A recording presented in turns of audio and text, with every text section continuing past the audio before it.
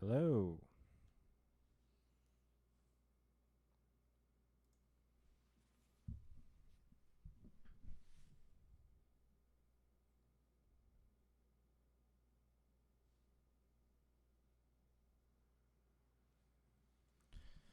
Okay, so we're here. Hopefully my mic is working. I was having a little bit of audio issues before this.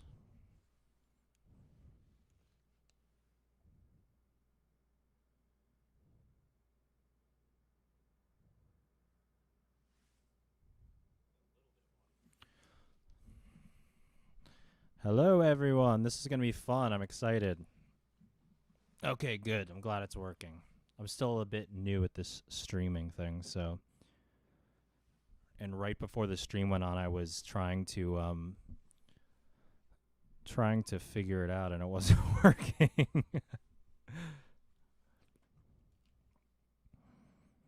Great. Well, we're gonna see once I start playing the song because it could be the levels might be a little off, but I guess if the music's loud, that doesn't really matter.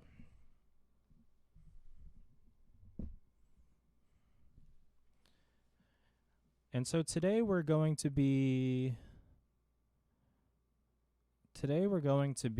taking a deep dive into roses. This is something that I've been really looking forward to doing, and something that we can't really do in short kind of snippets like on TikTok or YouTube or whatever. So we're going to do a full live stream here. It's going to be a bit of a long one, but I think it'll be really fun. Feel free to ask questions. We're really going to try to dive into this track and go through everything, how we put it together, how it was produced, and I'm excited for it. I think we're going to start with just listening to Roses. I'm sure all of you in here right now have listened to it a million times, but we're going to listen to the track to start, and then we're going to kind of go through how it was constructed, all the different parts, and this should be really fun.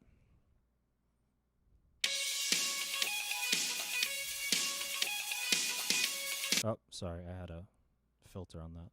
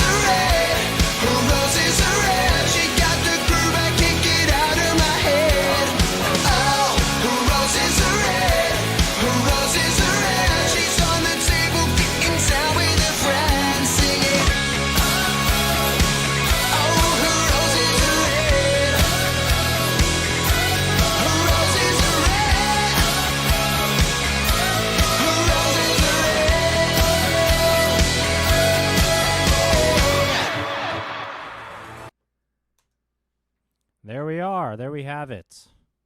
The final product, Roses. Now, I want to start with this, actually with my first guitar track, because the guitars that I did on these guitars right here, you can see called Chorus Rough. These were the first guitars that we recorded for this song, and they're still the original ones that we have on the record. I actually never redid these. I like them so much. And this session here, this is the total bare bones session that CLA mixed from, Crystal Algae. So usually the way it works is I will do a bunch of different rough mixes myself, so we can listen to it and enjoy the demos that we're working on in the songs. And then when I send them to Chris for him to mix, all the cool stuff like the delays, the reverbs, the EQs, I take that off so he can do his own mix. So that means that the tracks we're going to listen to today are completely dry. And I'll give you guys an example of that for a second. That really means that there's no effects on them.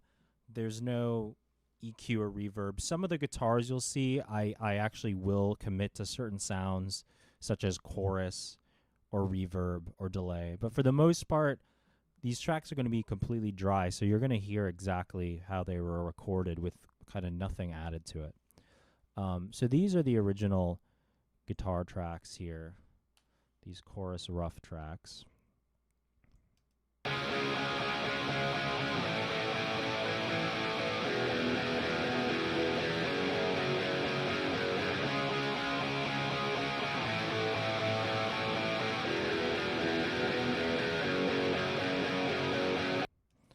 And so these ones in the chorus are the ones that have been there forever.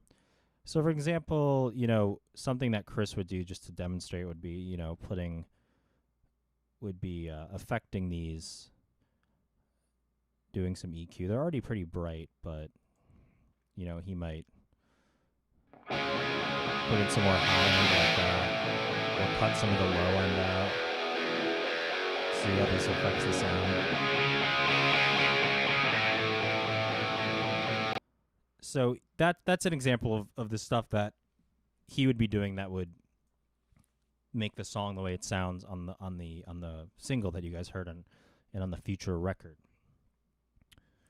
So those are the original chorus guitar tracks, and that's pretty much how the song was built off of. Were these tracks and the drums.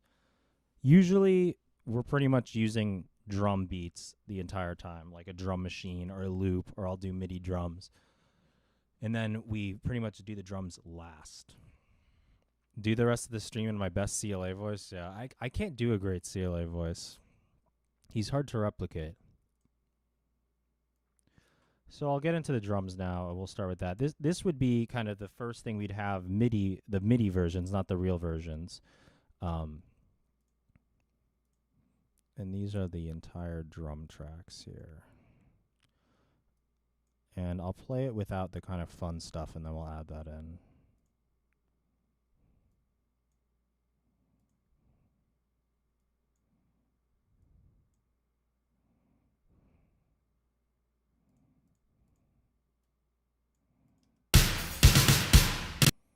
Play it right from the beginning of the intro.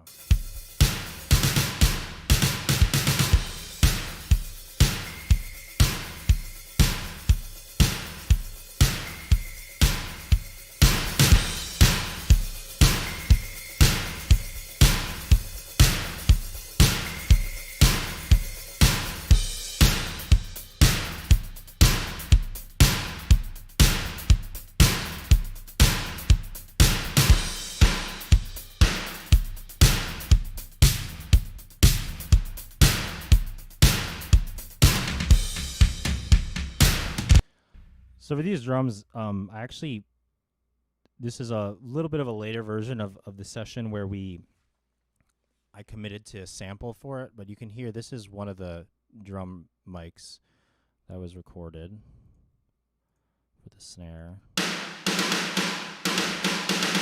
And then with the sample that we picked.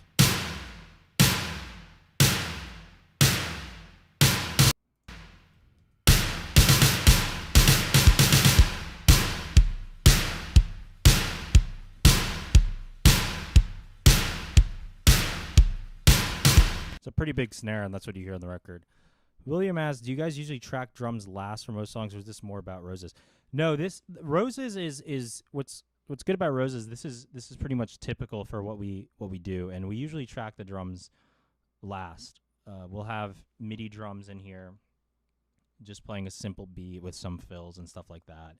We'll get a lot of the song produced. We might even play the song live a few times, and then we come back in to do all the real drums once we know exactly what the arrangements are and everything.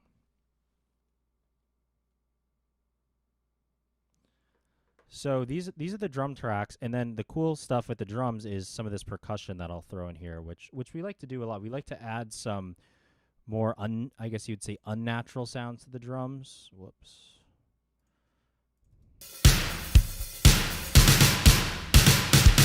So the first thing is this really affected snare here that comes in, which is cool.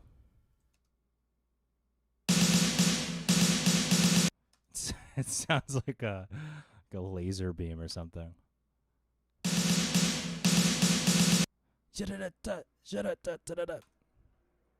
But it's just something that really adds to the sound of the drums.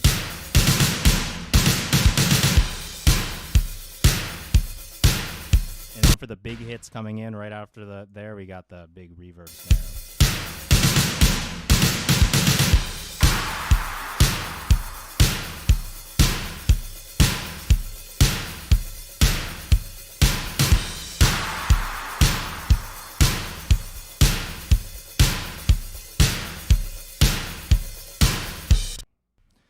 So these are all elements, after Nick has the basic drums down that you guys heard. These are all elements that, we'll add in there to give it a little more flavor. Same with these percussion tracks here.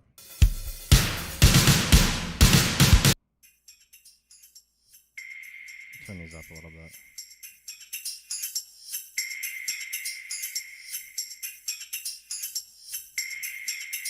These are really cool, actually. This is fun for me because I haven't gone through and listened to a lot of this stuff in a while. Have you ever not approved of something CLA added? How do you handle that? Yeah, we have. I mean, the amazing thing about working with CLA is that he really understands our creative vision for the music that we want to make. So, he'll suggest things and we try it, or he might try something and we'll say, we don't really like that or it doesn't work. He might suggest something and it might be amazing, or, we might get the idea and not like it and say, hey, this doesn't really work for us. Let's try that, but differently, or something like that. So it's a total creative process with him. He's really a partner. It's not like he is the final say in anything that happens, but he had a lot of ideas about certain aspects of the song, and he would do mixes with those or ask us questions, and we would do that. In fact, the intro solo was something that we worked on together that wasn't originally in the song, the part that mirrors the vocal line, which I can play here in a second.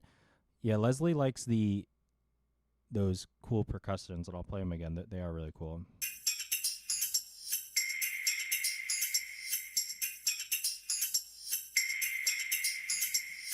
Add that with the big verb snare.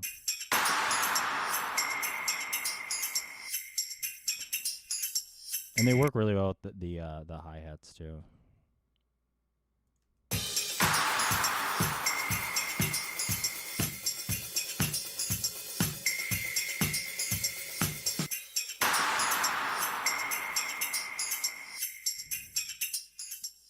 So then all that together, we have the big drum sound.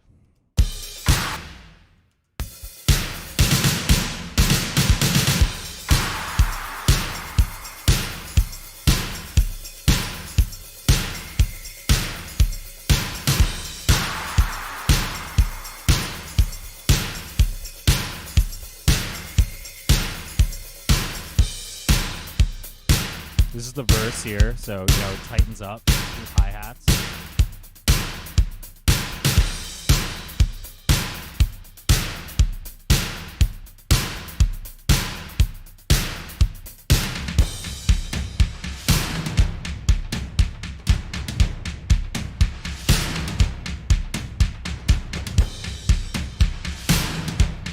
pre-chorus. So there's a lot of cool stuff in this pre-chorus. We have this reverse snare here to give it a little bit of kind of ambiance. Just a bigger snare. And then we have these really cool little percussion bits in here. It's kind of tribal.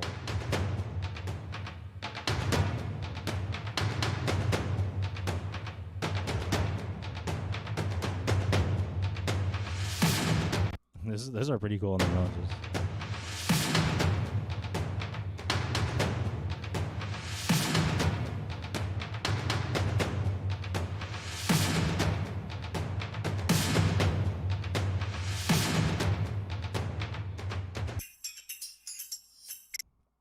And that all together, we have the cool pre-chorus part.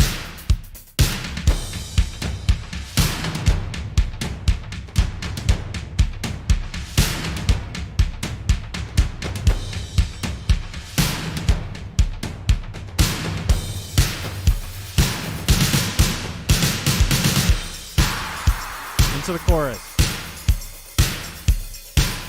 Yeah, that's a really cool drum part.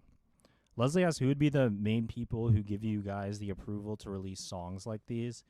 We give ourselves that approval. I mean, obviously with this record, we presented it to the label and we presented songs to CLA, but we mixed more songs than are actually on the record. So there are a few songs that didn't make it, which we'll hopefully release as some other things. But this record is really our baby.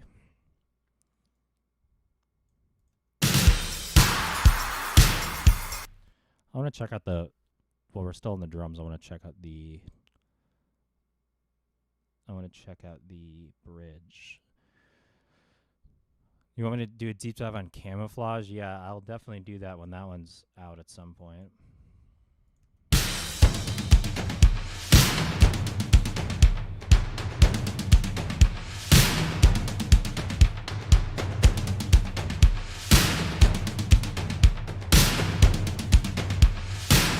The bridge part into the solo.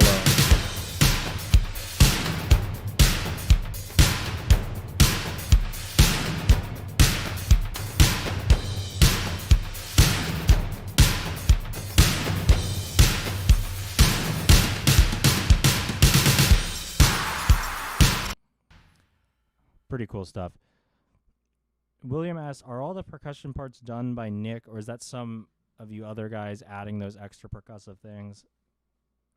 Most of the stuff is played by Nick. Some of it is our samples and stuff that we can come up with in Pro Tools, but they're all it's definitely collaborative in terms of kind of what we want the vibe to be, and we're all suggesting ideas or things to add. So, and that really goes for all the parts, honestly. Vocals, guitars, bass.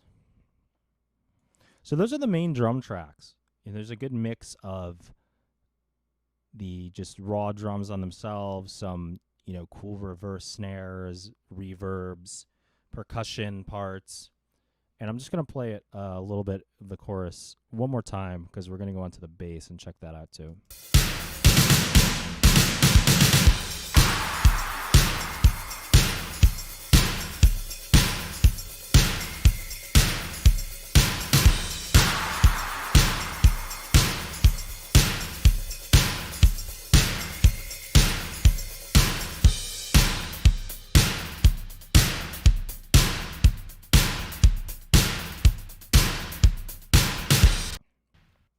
So even though we record the actual real drums last, a lot of those percussion parts we had in when we had the MIDI drums too. So when we do the MIDI drums, when we're recording the rough tracks and the demo and all the original stuff before we really start to finalize the song, we're planning the drum parts. We're planning, okay, we should have, this type of snare here. We should have this type of percussion part. So all of this is built together. We're not kind of doing different versions. We're expanding. And I played in the beginning those chorus guitars, these are the first guitars I ever played for this song in this session, and they made it on the record. So and rather than kind of doing the traditional, what people think, okay, you do a demo, and then the demo goes to sorry, I'm still new to the streaming thing. That's why it's hard to read the chat and speak at the same time. But instead of doing the traditional, we're doing a demo, and then that demo is going to be given to a producer, and that producer, we re-record everything for the song, and then it gets mixed. I produced this in this session, and it just evolved. There was never a demo stage. We just built upon what we had until it was given to mix, to Chris to mix, and then we had, our kind of final revisions, adjustments, and things like that. And the bass we do pretty early on as well. So what we'd have, I'll just, I'll do this like this. I'll play these drums, and I'll play the original rough guitar for the choruses. I'll pick a double chorus so we can hear it all together, and you can see how they add up.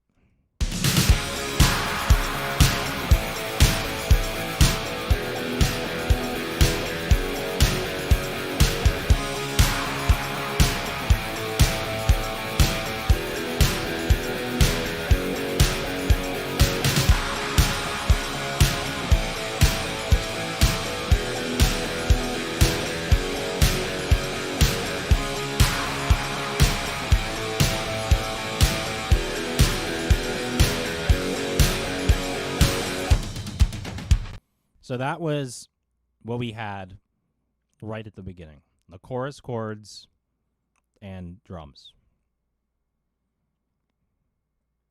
And from there, we built on the song.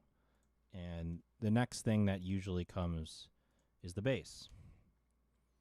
Now, many times I will do the synth bass, and I will make a synth bass line and write that and have it in the demo for a while until it's time to record. Bass is also one of the things we tend to do last. We'll play the song, rehearse it. Chris will get familiar with actually playing the parts, revise it some, and then we'll have the actual bass go down. So this is Chris's bass here for the chorus. Oops, let me mute those guitars so we can just hear him.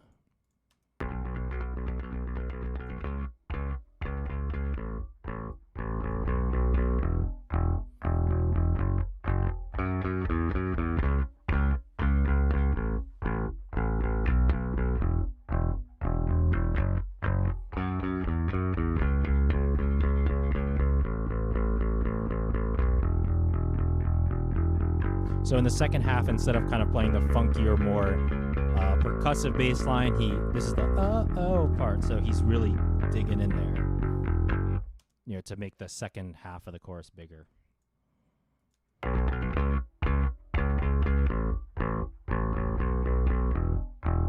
This is the regular, chorus.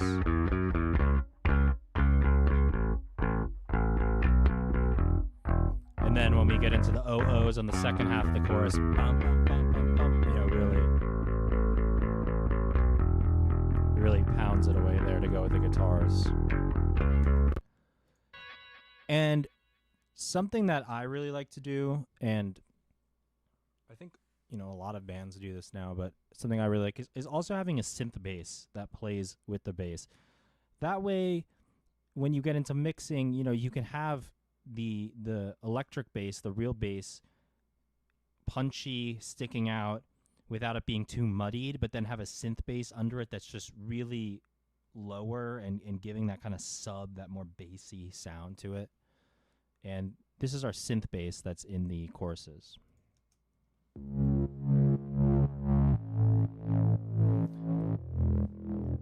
It's also side chained with the kick drum, so it's side chaining means basically that the bass is gonna compress when the kick drum hits, so it has that sucking in and out, that breathing feeling with the kick drum.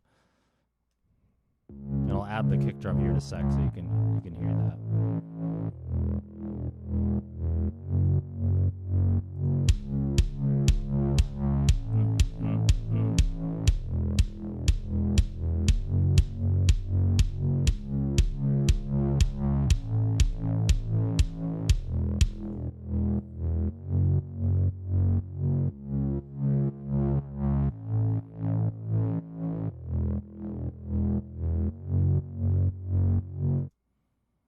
And so then those two combined, you'll see what I'm talking about, where the real bass is punchy, it's bright, and the synth bass is just really providing a cushion for the bass to sit on.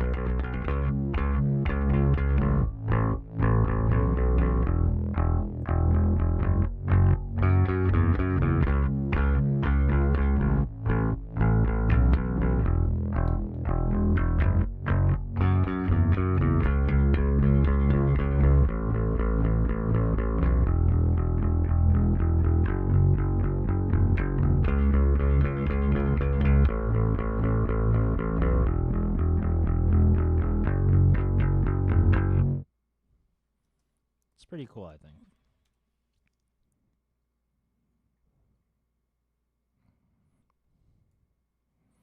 What's funny is that some of these tracks, really will sound like dance music when you don't have the guitars on them. And once we get to the keyboards, I'm gonna kind of build on everything here. And once we get to the keyboards, you'll see that it's definitely like a little bit of a party EDM track. So those are the chorus basses. It's those two tracks that are in the chorus, one synth bass, one real bass. In the pre-chorus, we have a different type of synth bass that plays. So I'll play Chris's bass first, the real bass, in the pre-chorus.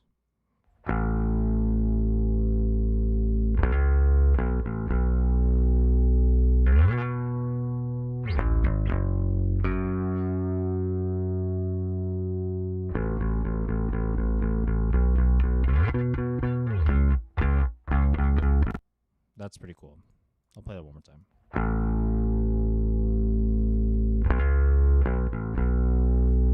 just slide here.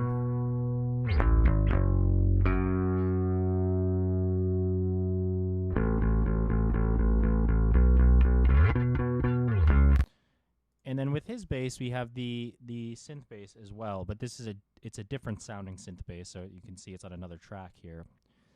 And let's check that out. This is the pre-chorus synth bass.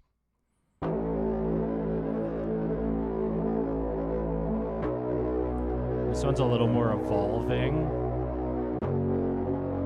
See how kind of, wow.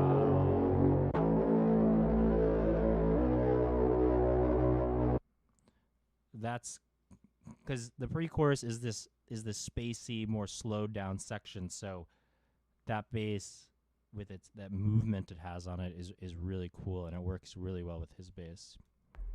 These are both of them together.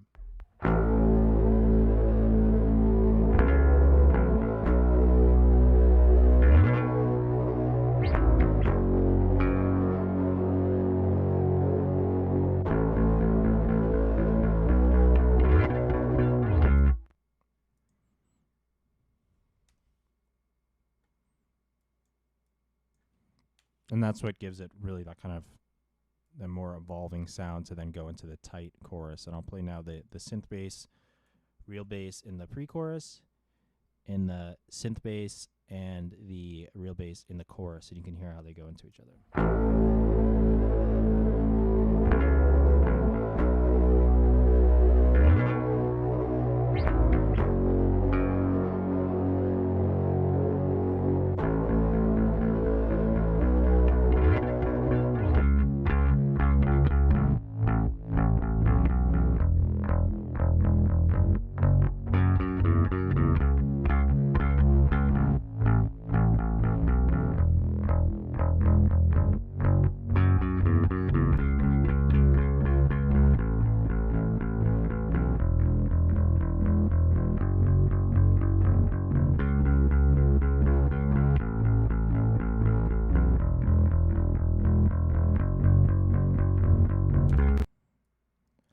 And same philosophy in the verses. We're going to have a bass, Chris's real bass, and we're going to have a synth bass as well.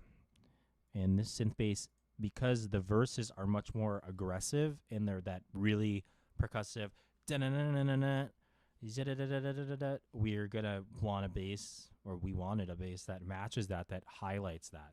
So this is the verse synth bass. Very deep, analog, and percussive.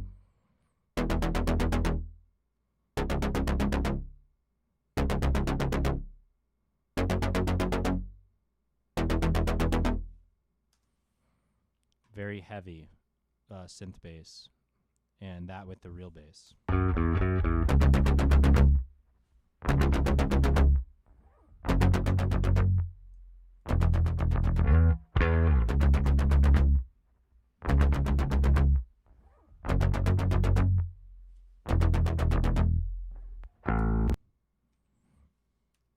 It's really cool, I think, and that sound just works so well, even with the guitar.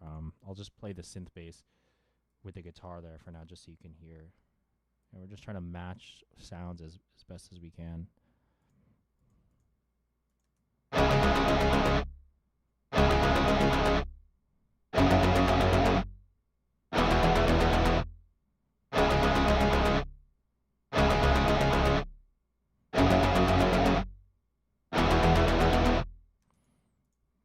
That synth bass just works really well, and it's cool. It just sounds cool. And the last section with bass stuff is going to be the bridge into the solo, and the bridge is in terms of the construction is very similar to the verses, but there's a really cool little figure that Chris plays towards the end, which I love. So here's the bridge.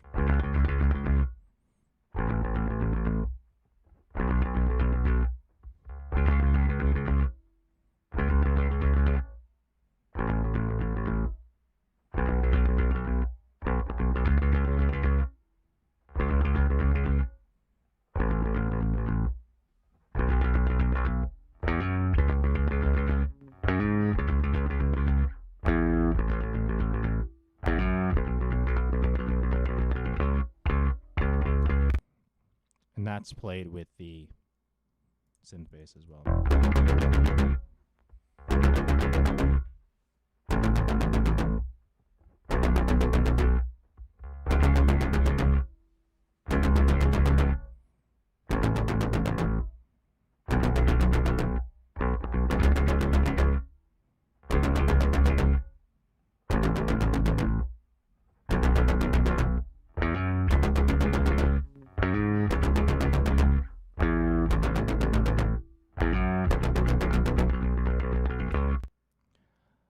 So those are all the bass tracks, and what I want to do now is I want to mix the drums and the bass together, and I want to listen probably from the pre-chorus to the chorus and into the solo section, and we can just listen to how these all blend together, and I'll adjust the levels accordingly, because again, for those of you who weren't here in the beginning, this is the raw session that was given to Chris Lodalgi. I do my own mixes just so we can start to hear what the song is really sounding like and enjoy it while it's still in its earlier stages. And then when I send the sessions to Chris, I'll take all the EQs, the delays, basically the effects off of the track and give him the dry tracks.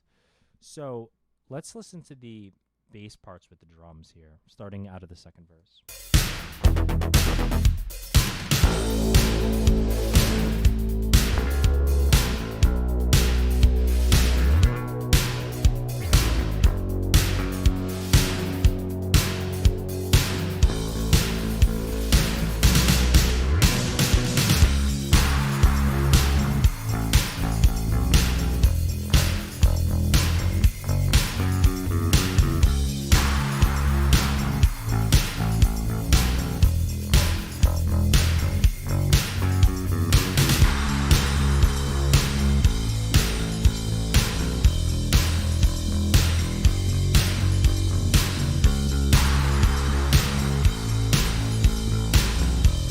Yeah, the synth bass really adds a lot of bottom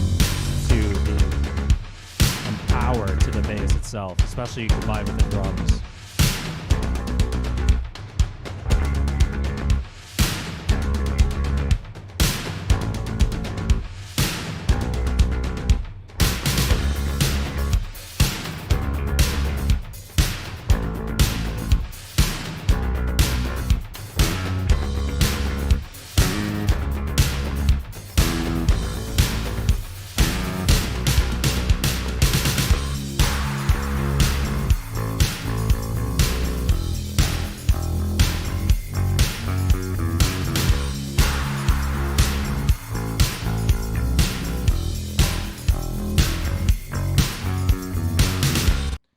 And that's really the backbone of the entire song.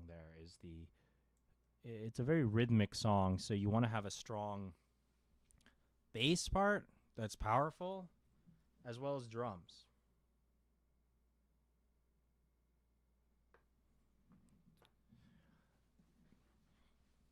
And also, please let me know if there's something confusing, anyone, because it's there's a few things I'm doing here. One is the mix and the edit view. So the edit view is showing me, this is the edit view. This is showing me in a timeline what the audio tracks, how they're lined up. So you can see this is chorus 1. So these would be all the chorus guitars here, which we'll go through now. And you'll see bridge, and these are the bridge. So this is start here, and this is end. And then the mix view is where kind of the virtual console, where, you know, we'll add plugins to certain tracks, which I can actually show you now. An example of that would be, let's take this synth bass. So something that Chris might do would be, you know, adding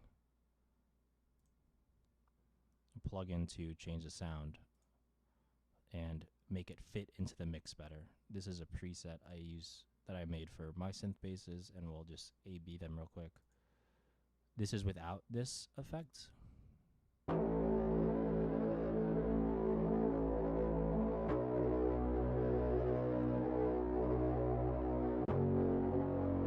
And this is it with the effect.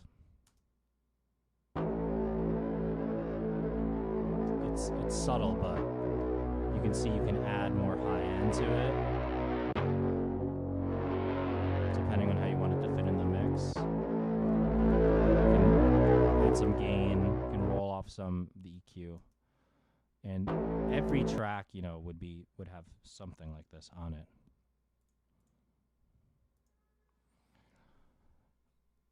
Okay, we have a few questions here that I'll answer before we get into the guitar parts.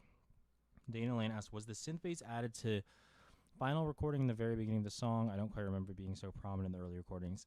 The synth bass is something that I usually add close to the beginning, because I will play the synth bass and start coming up with some of the bass lines when I first start recording the track, because when I record my guitars, I want to have as much of a vibe as I can, because that always improves your quality of recording. When you're playing to a MIDI drum track and MIDI bass, you can hear the bass, you can hear the way the chords are moving underneath whatever you're playing on the guitar. But these synth basses were revised a bit over time with how the song evolved, and the sounds were changed as we produced the song, which will happen a lot. And, you know, when I first start recording a song, I'm not going to be too particular about the quality of the synth bass or the way it sounds, because I'm really interested in tracking the song, and we're interested in completing the song. But as time goes on, you know, I might say, okay, this synth bass is cheesy, or one of the guys might say, maybe we shouldn't have the synth bass here, it should be real bass. And then we'll kind of delegate what the actual and come up with what the final sounds should be. And William asks, so you give CLA the tracks without the effects on or without effects completely? I can see maybe wanting to give CLA an idea of what you were thinking would be possible effects-wise. That's a really good question. So the actual session, which is what you're seeing here, all the audio files and the tracks, this is what I give to Chris without any effects on it. Because, you know, my computer, every DAW, which is what Pro Tools is, you know, I might have certain plugins, which are the effects that I can add here. I might have certain, so let's say, you know, let me go to the guitar solo real quick before we get into the guitars, and I'll explain this better. So here's the guitar solo.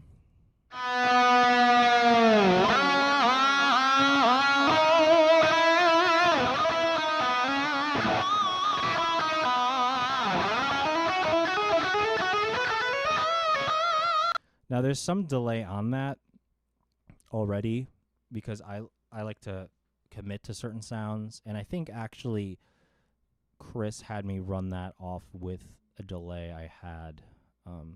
I can't remember quite what happened there, but if I want to add some more delay to it, let's say I go here and I add a plugin, which is what this is, and this is going to let me, mess with the raw sound. So let's say I want like a crazy amount of quarter note delay. Here's my delay. I put it up to quarter note, and let's say I do that, and you'll hear how it's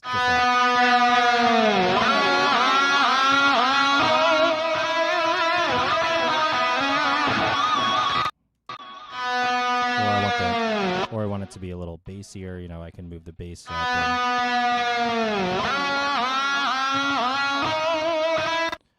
So the plugins are what allow us to kind of change the original audio file, EQ it, add effects, delays, and whatnot. The thing is, Chris has his own system of working, and so do I. So when I send him a session, he's going to have his own EQs he likes to use. He's going to have his own delays he likes to use. He's going to have all his own plugins and even hardware. That's basically, old school things that plugins that are out of the box, the computer. And so he's going to have his own workflow for that. So he wants the session without any of my stuff on it, so that he can, because he'd take it all off anyway and use what he likes to use, what he knows works best for him and how he hears the song. But what I will do is I will have a rough mix that I will do myself with everything I want in the song, and I will send that along with the session so he can listen to how I'm conceiving the song and how the band is conceiving the song in the rough mix that I do, and get an idea of, okay, this is what we're going for, and whatever parts he likes, whatever parts he doesn't like. But that will give him a foundation for how he knows that we want the song and how he's going to proceed with the mix. So he gets the actual session, which is what you're seeing here, exactly like this. This is how I sent it to him. And he'll also get a rough mix that I do myself, so he has a reference for what we're going for.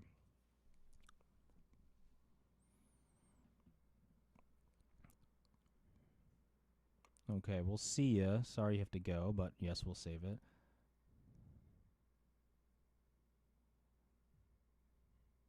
Leslie Borgard says, so it's just you and Chris most of the time mixing the song. What do Zach and Nick? Well, Zach and Nick help with, all the parts that we add, the writing of the song. The main thing with the actual, when it comes to finally mixing, we're constantly working on these in Pro Tools or at Nick's house, or just writing at the studio and creating the parts for the song, which are recorded. And then what happens is we'll send it to Chris, and when Chris is in LA, so I send him the session, he does a mix, sends it back, and then we all listen to it. We have our comments about it, and then we'll get on the phone with him, say, oh, we really like what you did here. That sounds great. Or maybe, this could be a little different, or we don't like this delay on here. We love this part. And then we as a band have a dialogue about what we think with the song, what we think the mix sounds like, what direction we like, and that's how it really works. The actual creation of the song is all of us working together at my studio or here at my house in this computer. I mean, all of it gets recorded into my computer anyway, but yeah. Okay. Now let's take a look at the guitar parts, because, once I have the drums and the bass down, we really get into the guitars. And the first thing I always do is the choruses. The chorus, because I view the chorus as this is your peak moment of the song. So we want to, make the chorus big, and then we want to work up to the choruses as we go on. So as I already played you guys, but I'll play again. These were the original guitars that were recorded when we wrote the song.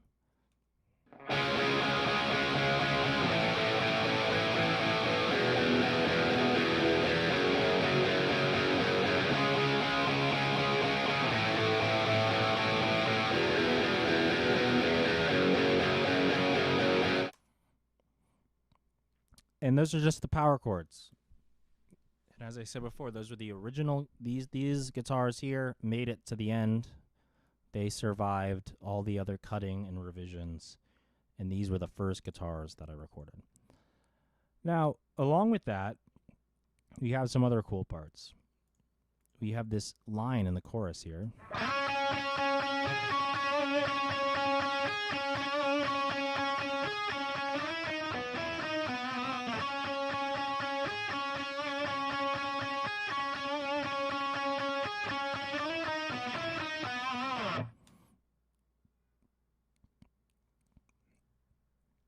So that's a chorus line that goes, that's just adding a pedal.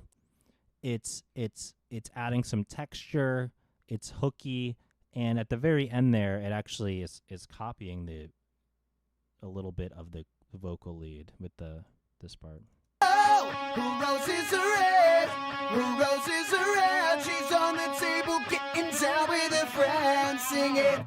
It's not exactly copying the vocal, but it's similar rhythm, and it's almost like a harmony to the vocal line on the she's on the table getting down with her friends line. On the table getting down with her friends singing. And this is how it sounds as I build it with the original guitars.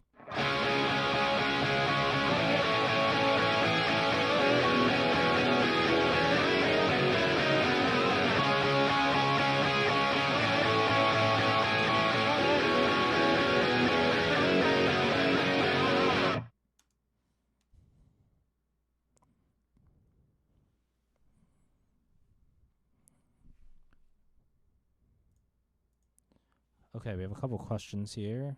Do we have a backup plan in place in case there's a problem with your computer where these songs are stored? Yes, we have backup drives, and I back up my computer. I should probably back it up more often than I do, but all this stuff is saved.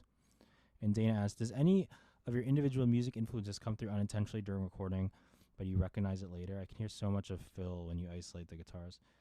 Yeah, I think that tends to happen with all of us. You know, we all come in to record our parts, and I think that's naturally what's going to happen. And these guitars especially, you know, they're the very kind of mutt-laying theory of building up your guitars with hooks that sit underneath the main part. So after we have that chorus line, there's some cool little harmonic parts I have as well here.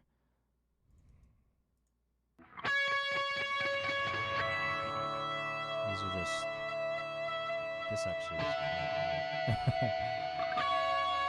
These eventually were put through, I can actually do that right now and show you guys.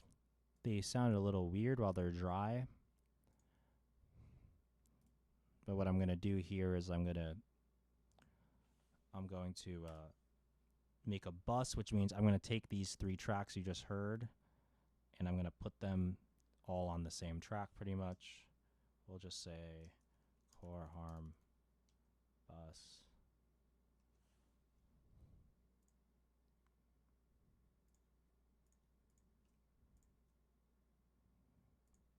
So when they're by themselves, they sound very kind of strange and dry.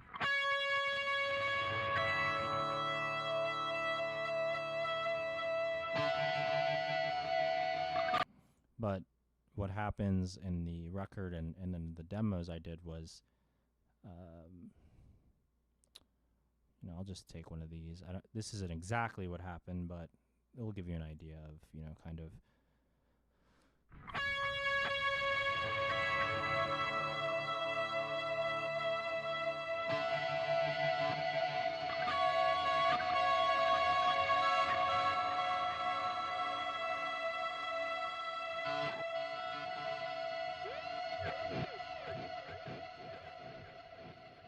It's just kind of some spacey ambient stuff in the background there.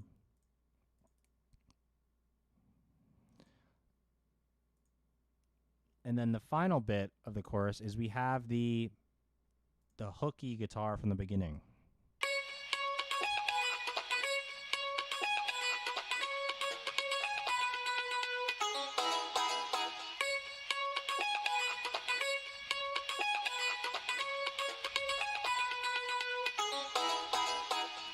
And this is actually a guitar part that Nick came up with, and recorded on his computer and sent to me. And I really loved it. I thought it was perfect. So We didn't change it. so so Nick sometimes also plays guitars, and sometimes I create the percussion stuff. So we're kind of all over with that, but whatever works, whatever sounds good, we will keep. So let's just hear all of this sits together here. I'm going to turn down these harmony guitars because they'll be really loud.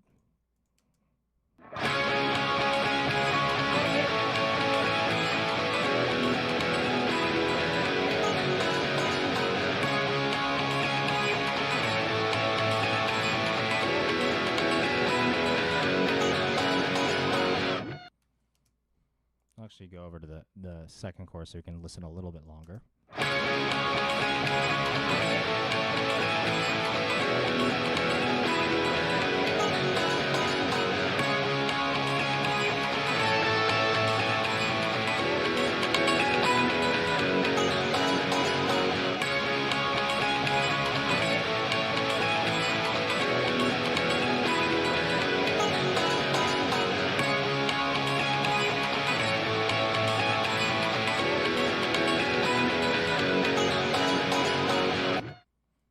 Let's hear this with the drums now, too.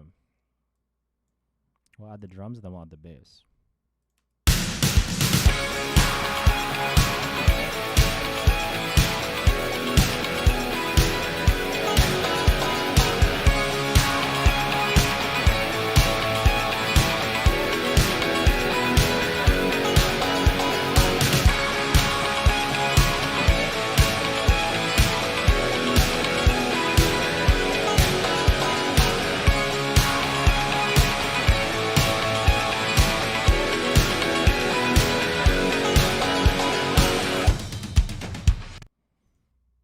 Let's add the bass, and now we're really, now we almost have a full song here.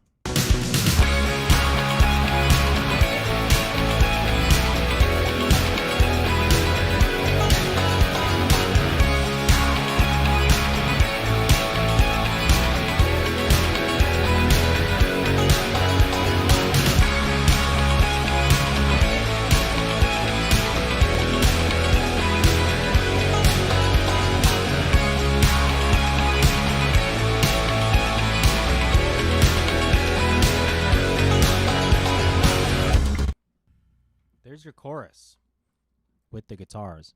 But we have more guitars to look at because we're a guitar-driven band and we have lots of guitars. So let's go to the pre-chorus. We'll just work backwards here. The pre-chorus is pretty cool. We have a lot of different types of guitars. So let me make sure I got all of them. Of course, we have our clean guitars. So I really like layering my clean guitars, meaning I'm not just recording a guitar and the double for it. The double means, a doubling will be, here's an good example of doubling. So I'll go back to the chorus guitars real quick to explain this. Oops. This would be one guitar track here. So I'm playing, this is me recording once. Actually, we have. Here's how it sounds like.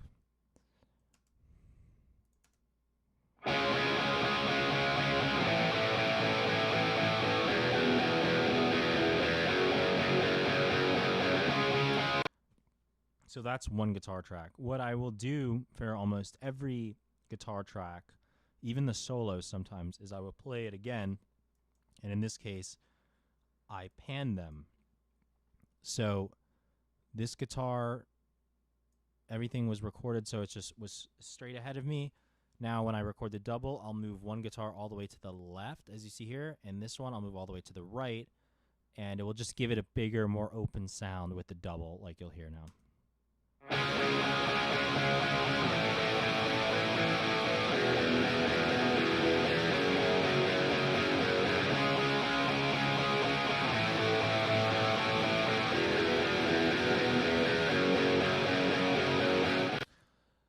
So in the pre-chorus, I did that with the clean guitars, but I did it 4 times. We quadrupled. So the first 2 together sound like this. And the reason I'll do this is because I will, on the guitar, there's multiple pickups you can choose from. Usually when you're just playing just straight up distortion, trying to get a bright, distorted sound like the one you just heard, you'll use the bridge pickup. And there's a little switch on the guitar for those of you who don't know that changes that. For clean, a lot of times I'll use a mixture of the bridge and the neck. The neck pickup's a little warmer, so that's what I do here. So these are the first two guitars I recorded here with one sound for the clean.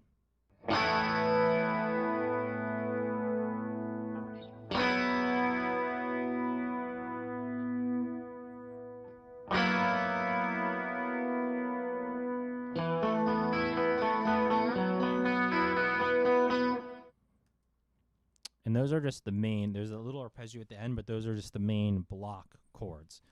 And then I added these two with them. I'll play them separately first. See, these are much brighter sounding.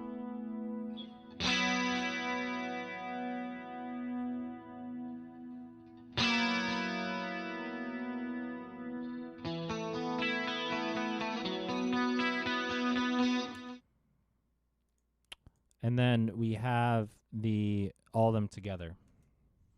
So one's a little bit darker, the other's a little brighter. They give a really full sound when all of them are together.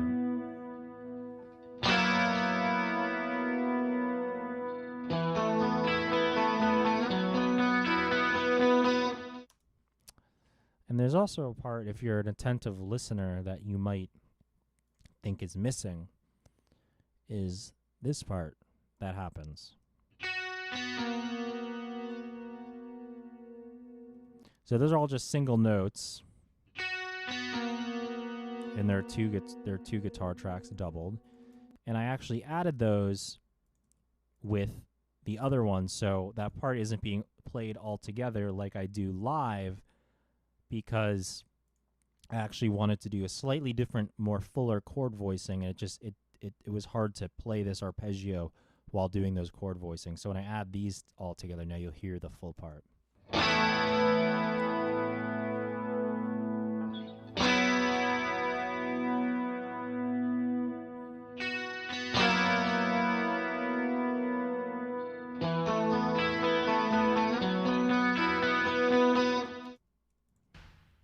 And then the next thing that happens is the build up, which is just distorted guitars at the very end.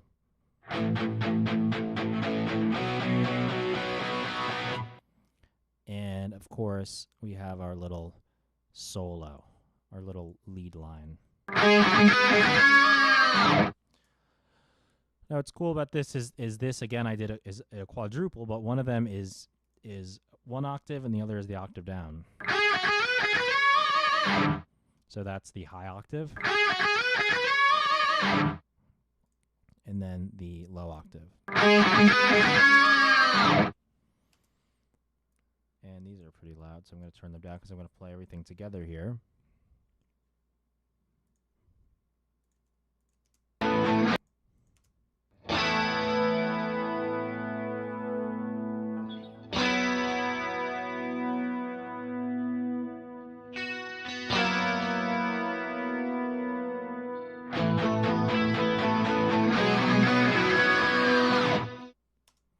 There's one part I actually forgot here. This is in the second pre-chorus. We got that little funk guitar part.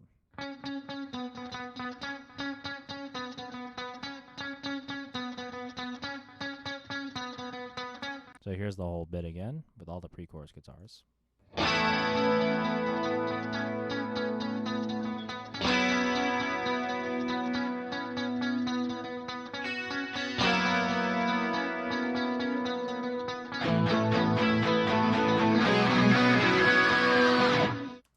Now let's play that with the drums and the bass.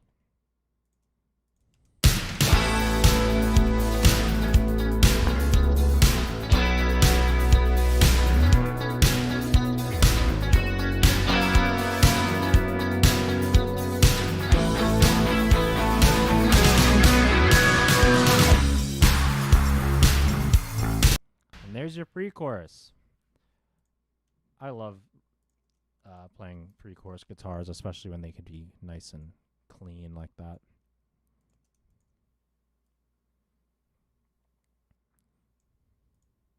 I'll do a quick example here of, on the clean guitars, of how one might mix these and the effect that has on them. A common thing that I will do, and I know CLA does, but he probably does it in a slightly different way, is really beef up the high end on these so they really shimmer. And a plugin I use for that a lot now is called Fresh Air. And take a listen to this. So this is just everything at 0. And let me solo these. And then what I'll do is I'll turn up the high end.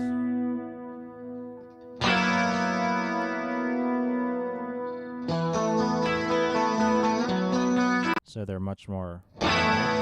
And something else we can do to achieve that is take out the low end. Whoops, I shouldn't have done that. Get rid of this stuff. We'll just need one little thing for this. Where are you? There. Roll off some of the low end.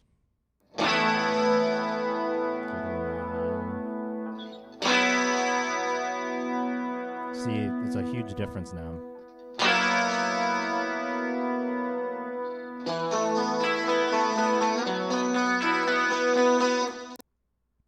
And that will really, that lets those clean guitars really cut through now if I just play them with the bass and the drums.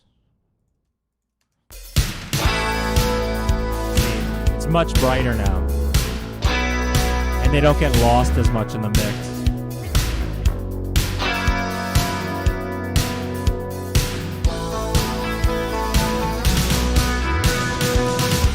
So that's an example of something you would do in the mixing stage that would just enhance the mix, make certain things stand out, etc.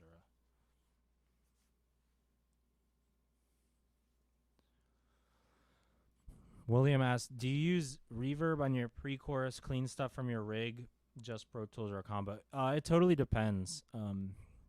Sometimes I'll get a really nice sound and I'll stick with it. Those ones are pretty not verby. These ones have some reverb and delay. It depends. If I find a sound that has reverb and delay that I'm really into and I like, I will just commit to it on tape, and that will be through my Axe Effects.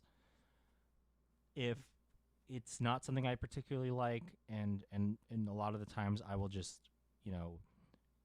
either if it's a preset that I'm using to build the sound, I'll just take the reverb and delay off and then do that later in Pro Tools. And Chris will do the same thing in his Pro Tools rig in LA when he's mixing.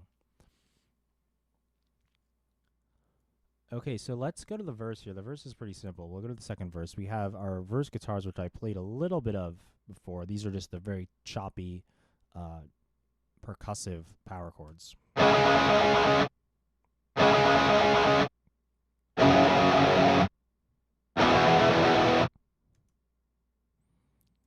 And we have darker ones too.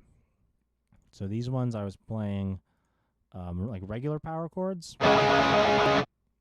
And the second set I was playing as power chords with the fourth in the bass. So, so if I was playing in a B or a C sharp, I would have a G sharp, the fifth, but it's a fourth from C down. Anyways, I would play the G sharp in the bass, so I would be barring from the A to the E as well, just to give it an extra bottom note.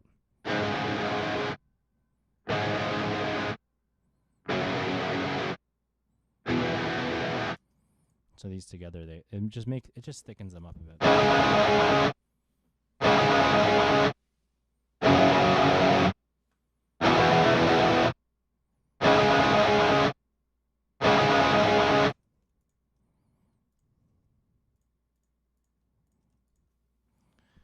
And thank you, William. Yeah, I love doing good, lush, clean guitars. That's always fun. So the verse is pretty simple. It's really just that. In the first verse, it is just that. It's just those guitar parts. They're all playing the same thing. It's just a quadruple. This half is a regular power chord. These ones have the fifth in the bass. And in the second verse, there's that hit, the bam, bam. And so we have this here. So that's just a double of them, and then I have an octave, I believe, or a power chord. Let's see. Yeah, so that's it's a high E power chord with the double stop. And we can play all those with the drums and bass, and you can see where that hit kind of punches through.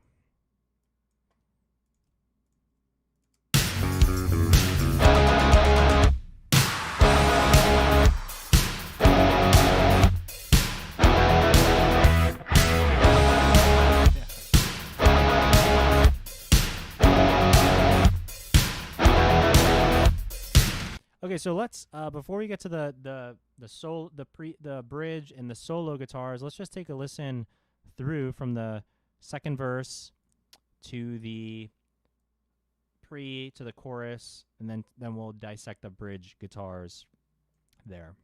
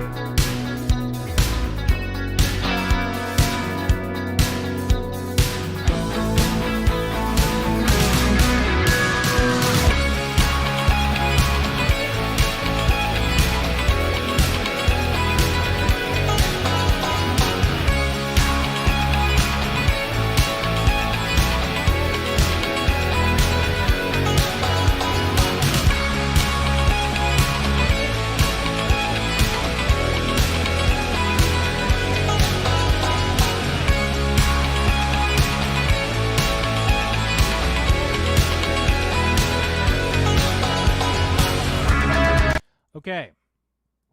See, now it's starting to sound like a song once we're putting it all together. Now we will take a look at the bridge guitars once I... Oh, wait, I can just do this.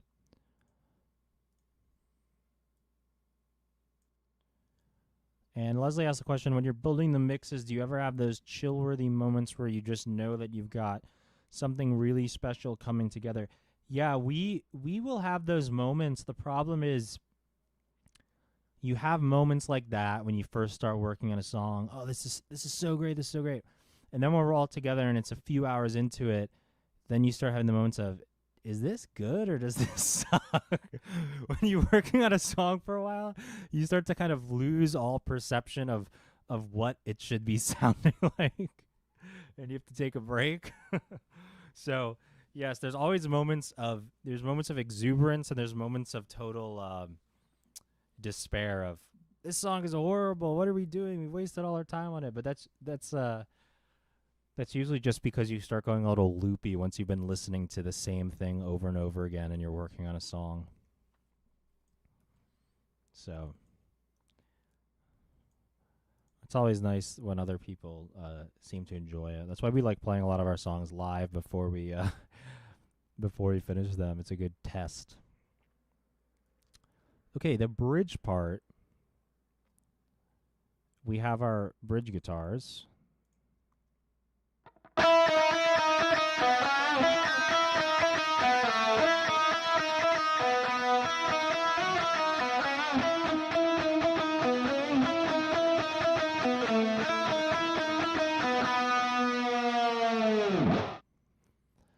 So that's the main riff that everyone knows, and just a subtle thing, if you've never noticed this, is I'm playing full on in the first half, and then once the vocal comes in with Zach, I switch to the muted part. So I'll play that one more time, and then I'll play it again with his vocal in.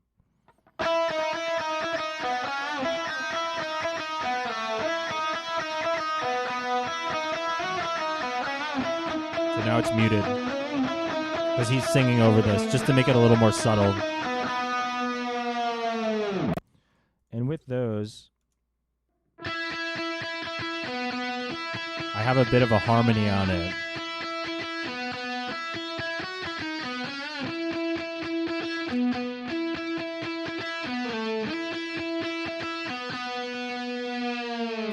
It's a mixture of a harmony and a pedal. Some of the notes are the same, but it's just a way to add texture. I like to do this a lot to my leads where I have a very prominent lead that's playing all the notes, the melody that you're hearing, and then one under it that's not always doing a full-on harmony, but that might be holding certain notes or accenting certain notes to just make the part a little bigger, thicker, resonating without just adding delay or reverb.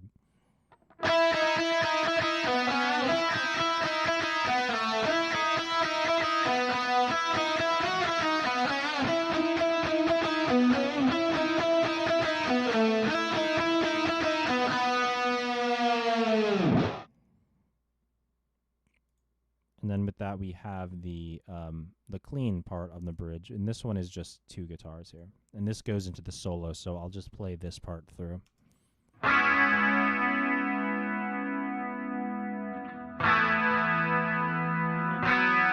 And for this, it's just playing the chords.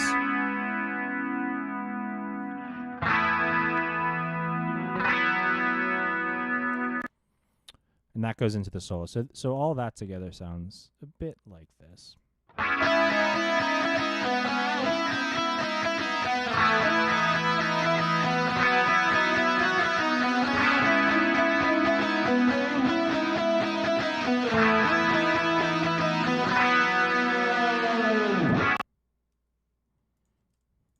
And then here's the solo.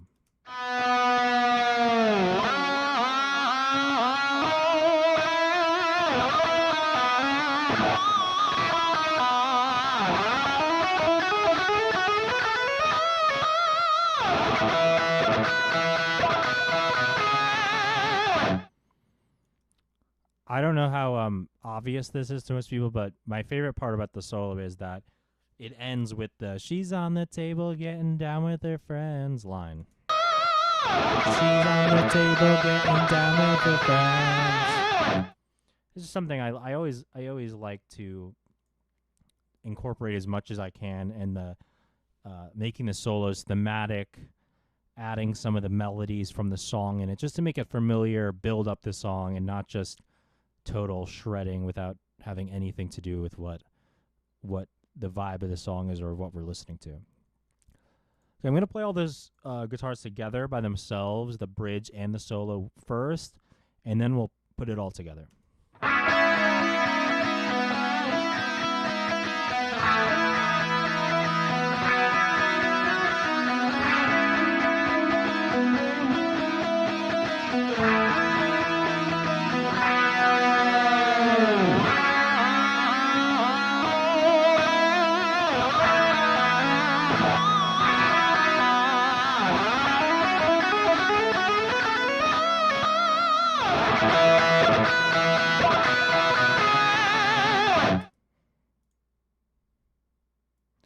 Now, let's listen to everything in the bridge and the solo section.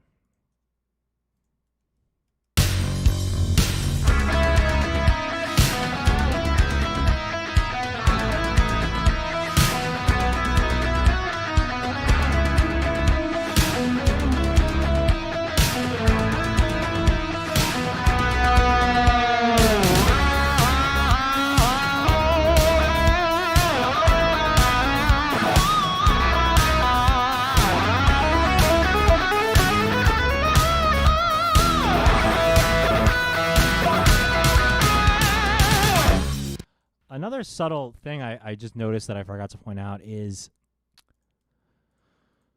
we have the main part which ends on this kind of this downward whammy part.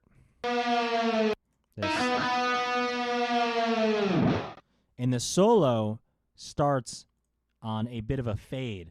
So there's there's this kind of crossing of paths that happens between the solo entering and that first lead part in the bridge disappearing. And I always like to do this stuff. It just makes it more organic and breathe some more. So this is what it sounds like with the solo in there.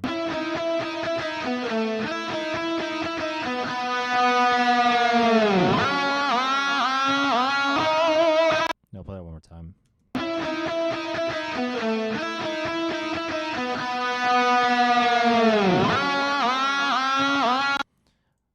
I think that sounds so cool.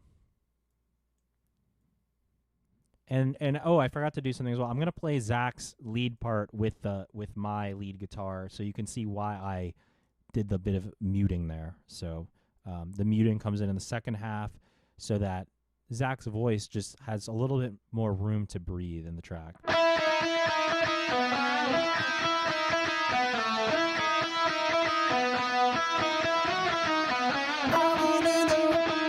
She got me going.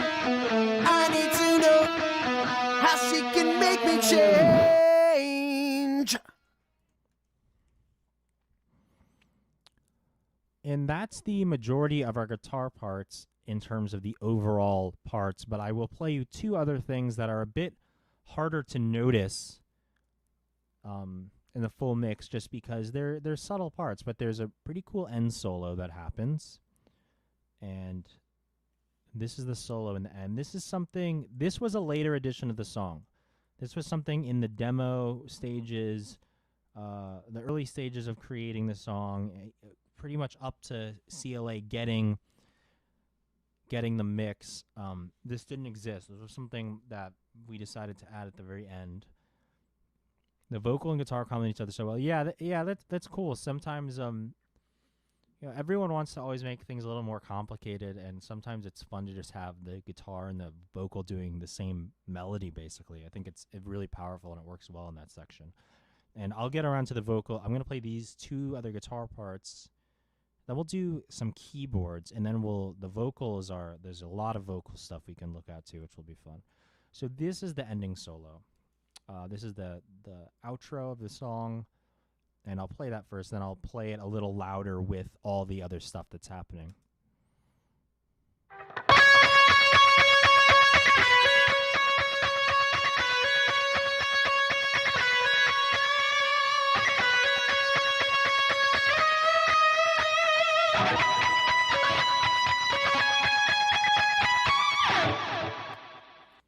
And this is just doubled, so I'm playing the same part twice.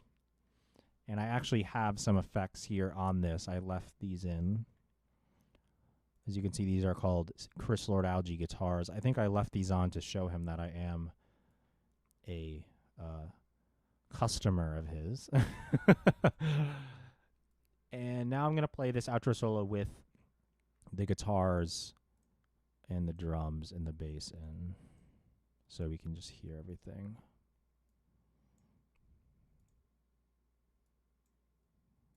So this is what the outro solo sounds like together with everything, without the vocals.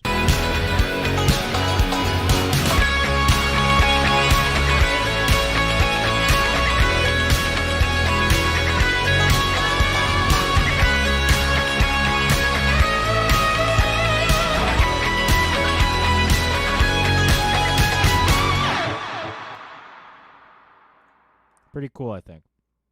Same goes for the intro solo, which this was something that happened a bit later as a suggestion from the head of our label, Alan Kovac, actually. He came in and listened to our entire record and said, why not put some guitar in the beginning too that's doubling the vocal part? And that would be these.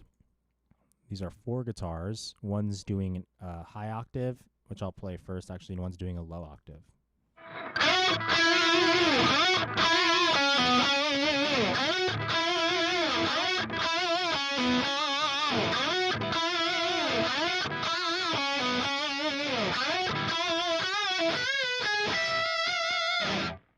And we have a low octave. Oh, sorry, that was the low octave. This is the very high octave.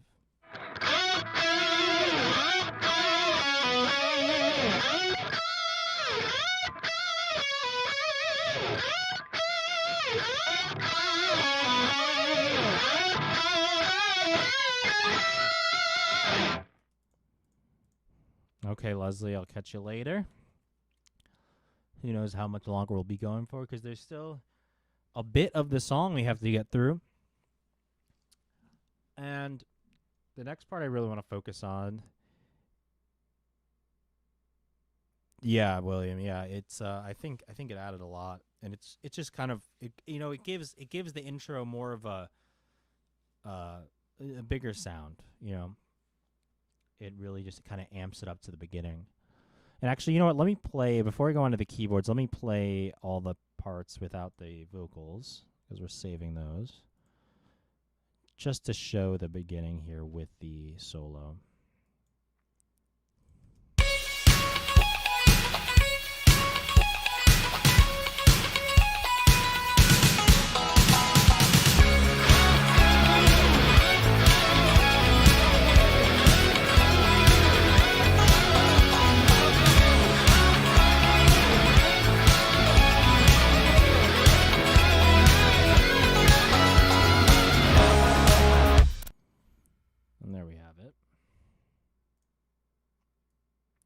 So let's get into the keyboards. There are actually some keyboards in this song.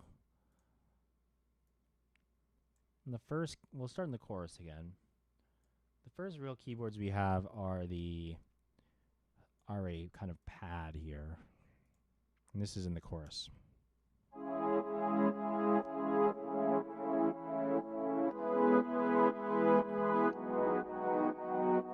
Again, this is sidechained like the bass part is, which I'll play too, which means that it's compressing with the kick drum to give it that kind of breathing sound. So here's that keyboard with the bass, and you can hear how they're pulsing together.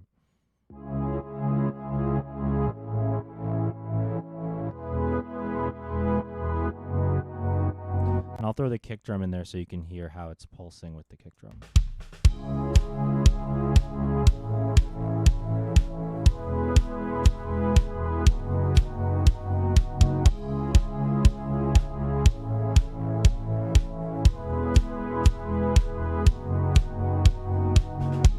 See, that's when we're really getting into some EDM territory there. And there's one more synth in the in the chorus. That's this one. This is just a bit of a pedal synth. And this one actually really works well with the intro guitar that happens.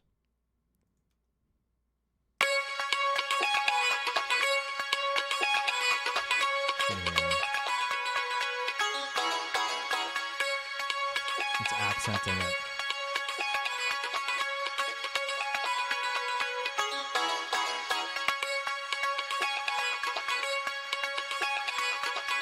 And that with the chorus pad as well.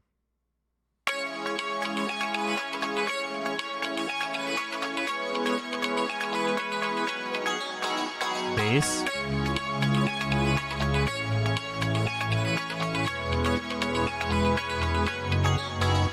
Now if we add the full drums in here with it.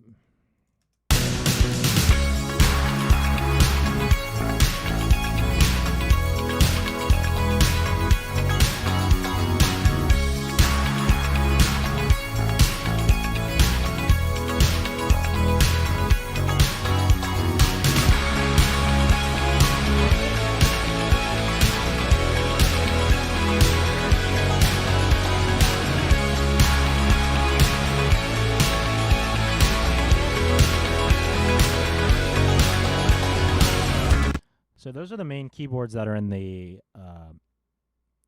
only keyboards actually that are in the chorus, and they're just pads. There's the one that's doing the pedal, the other is just a pad. It's just helping out a little bit. Give it some beef, give it some more harmonic context. And there's one little sweep that happens too. I don't know if that's in the actual final song. I don't remember that at all, actually. That's news to me that that's there. It's kind of cool, though. A little accent there. And those are the only keyboards we have. So there's only keyboards in the choruses on this track. At the reason I sound confused is that at an earlier time there were more keyboards in the song, but sometimes when you're working on something, especially when you don't have real drums, when you're just recording with the MIDI drums, you're trying to, make the song sound bigger. When you just have a kick and a snare and it's MIDI and it's not a full drum kit, things can sound a bit small. So you add a lot of stuff, and then when you come in with the real drums and stuff, you start to realize, and you really start to finalize the song, get it sounding good. You realize, oh, we actually don't need all this stuff. Some of this is a little superfluous. We can just get rid of it. It's not important. And there were a few other keyboard parts we had that we ended up getting rid of. Okay. We now have vocal time, which will be fun. So again, these vocals are all completely raw. So there's no effects on them, there's no delay, and there's no reverb or anything. And we're just going to listen to them like that at first. I might add some just to show you guys how we kind of do it. Actually, I can add... Let me add some real quick.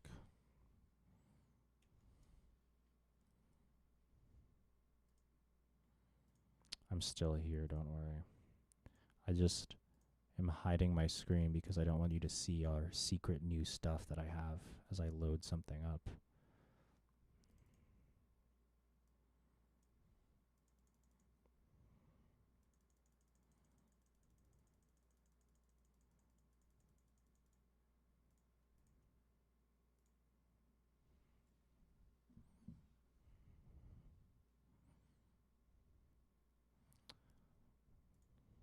Okay. So I added a few little delay and reverb buses that we can play around with here. It's 7, 8, 9, 13, 14. So we'll just do that real quick. So what I'm doing here is I have 3 tracks that are actually auxiliary tracks, these ones, and these have a, this is a reverb, this is a slap delay, and this is a quarter delay. And these are what I usually use when I'm doing my rough mixes that I send the vocals to, and they'll come through here and pick up some of the delay. But we'll start with just the rough verse vocals, and we'll take not rough, the final, but the clean, dry verse vocals. Zach always doubles his vocals. So we'll play the main and the double together, and Zach is amazing at doubling. No, that's always my answer. Whoa, and now I'm looking to change it. I've been waiting for this moment so long. So there's your verse vocals. I'll play them one more time. No, that's always my answer. Whoa, and now I'm looking to change it. I've been waiting for this moment so long. So that's completely raw, and I went over doubling guitars before, but same philosophy applies to the vocal. It's just, it makes them bigger, and it's impossible to really perfectly double something. There's always going to be a slight discrepancy, even if the pitch and the rhythm is totally there. So it adds a little bit of variation and size to the vocal that that gives it more power, rather than just having a single vocal. Actually, I'll just play the single vocal and then I'll play the double so you can hear that. No, this is just one. That's always my answer. Whoa, and now I'm looking to change it. I've been waiting for this moment so long. And here's with the double. No, that's always my answer. Whoa. And now I'm looking to change it. I've been waiting for this moment so long.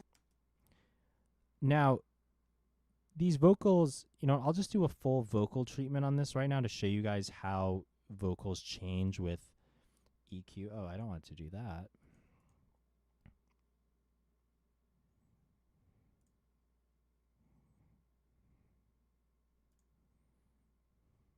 So this is a vocal preset that I created that is a lot of times a starting point. So let's listen now with the vocal preset on both of these. Obviously, I would normally get a little deeper into EQing these, but here's No, it's already much louder. You can hear, but brighter as no, well. that's always my answer. Whoa, Maybe a little too bright. and now That sounds better. I'm looking to change it. I've been waiting for this moment so long. And then to add even more dimensions to this, we would put in some reverb, which we'll do. And no, that's always my answer. Whoa, and now I'm looking to change it. I've been waiting for this moment so long. Maybe a little bit of slap delay here. And no, that's always my answer. Whoa, You can hear it at the and end. now I'm looking to change it. I've been waiting for this moment so long. And then I always like quarter note delay as well. So this might be a little too much, but we'll have fun. And no, that's always my answer. Whoa, and now I'm looking to change it. I've been waiting for this moment so long. So that's how you would be, that's how Chris and how I would kind of be constructing, or any producer or mixer would be, getting kind of a vocal sound, adding the delays and the reverbs and some EQ. Now what's cool about this is we also have our harmony part here. I'm going to move these down. I might as well put these on everything. So we have a bit of a harmony as well. And no, that's always my answer. Whoa, and now I'm looking to change it. I've been waiting for this So just a little bit of a line harmony on some of these. answer. Change it. Pretty cool. And I'll play the verse now all together with everything, and we'll start to hear the full song now.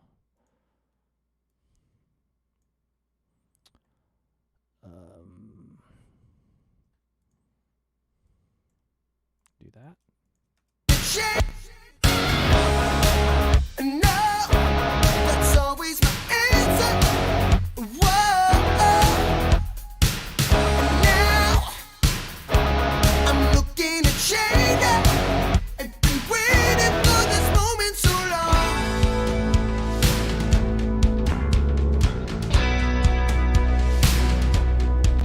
Okay. So there's our verse with the vocals. Really cool stuff.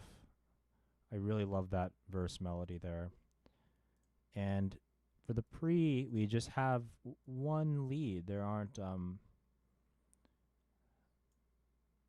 we have one lead, and then we have background vocals. So I'll play the lead first, and I'll give the lead a similar treatment.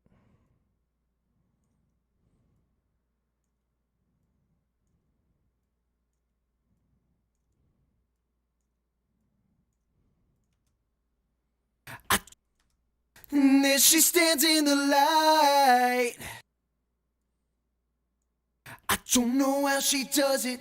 I never really got it, but I wanna see more of it, baby. Let me play that one more time. I kind of didn't have this stuff on it yet. And there she stands in the light. I don't know how she does it. I never really got it, but I wanna see more of it, baby. So that's the pre-part, and then we have the background parts as well in the second half. I don't know how she does it, I never really got it, but I wanna see more of it, baby. And those are, again, completely dry, but I'll just add a bit of delay and reverb for now. We can hear the whole pre-chorus section.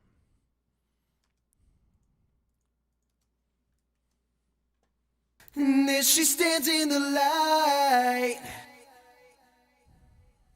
I don't know how she does it, I never really got it, but I wanna see more of it, baby.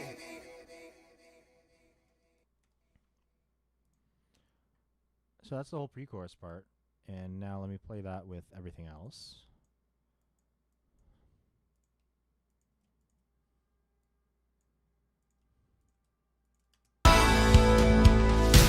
And there she stands in the light. I don't know how she does it, I never really got it, but I wanna see more of it, baby. Oh. Okay, now we got the chorus.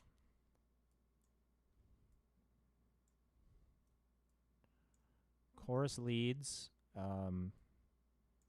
and big backgrounds. And I'll get into the backgrounds are a bit more complicated on this than the pre, where it was really just kind of a small harmony. So let's listen to the chorus leads first. Oh, her roses are red, her roses are red. She got the groove, I can't get out of my head. Oh, her roses are red, her roses are red. She's on the table getting down with her friends singing. Actually, I'm going to go to the second chorus here. So let me play the leads one more time, then we'll get into the background vocals. Oh, her roses are red, her roses are red. She got the groove, I can't get out of my head. Oh, her roses are red, her roses are red. She's on the table getting down with her friends singing.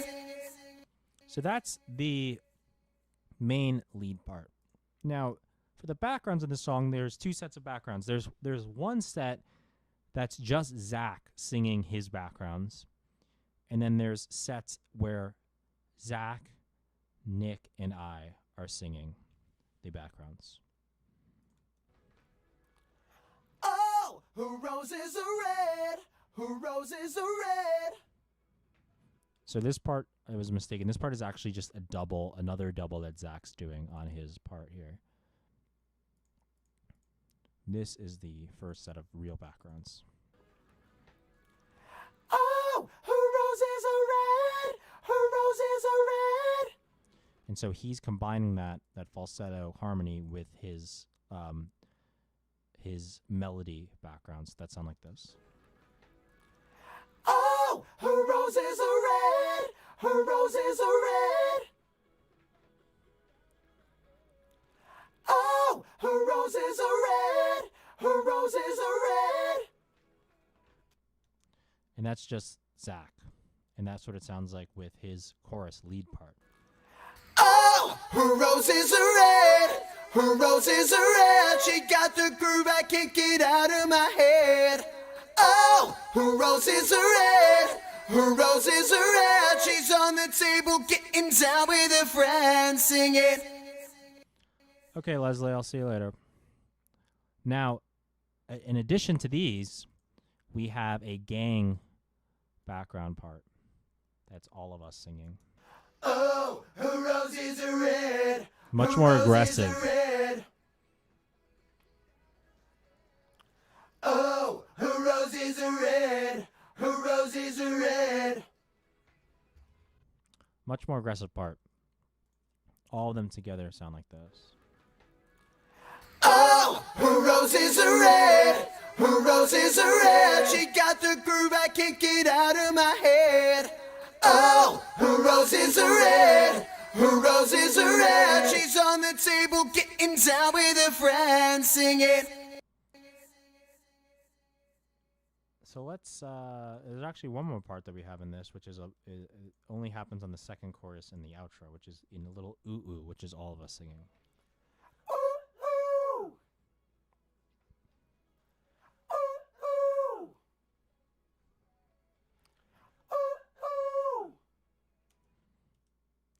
So let's hear how this sounds all together here. Chorus with the vocals. Oh, her roses are red. Her roses are red. She got the groove, I can't get out of my head. Oh, her roses are red. Her roses are red. She's on the table getting. One more time. I turn the ooh up a little bit. Oh, her roses are red. Her roses are red. She got the groove, I can't get out of my head. Oh, her roses are red. Her roses are red. She's on the table getting down with her friends singing. And then we have the oh part. I believe this too is recorded with one just Zach singing, and then once as a gang with all of us singing. Oh, oh, oh, oh. Yeah, so that's Zach by himself. Oh, oh, oh, oh. Oh, oh, oh, oh. Oh, oh, oh. And then we have the gang as well.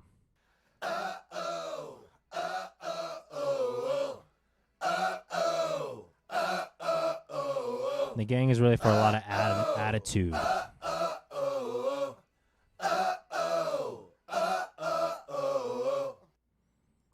Dana Lane says gang vocals add so much to songs. Massive fan of the style. Yeah, I think it depends on the song, but you know, when you have a really anthemic chorus or this oh part like that, that's just super chanty, you want that power that you get from gang vocals. And these are the two together.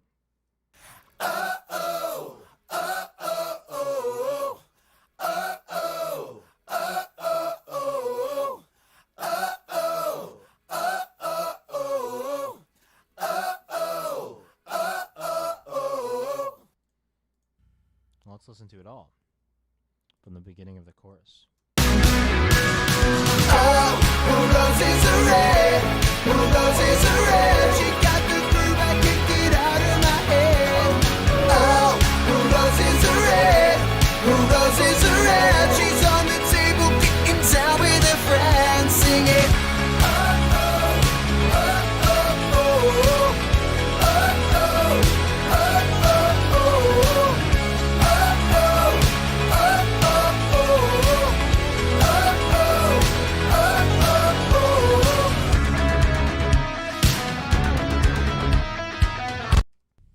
It's pretty big, especially when you start to add. You know, I can actually do that real quick. I think on the background vocals, just to show you guys how big these get when you start to play around with them. So I'm going to make another one of my aux tracks. I'll just call this BGV.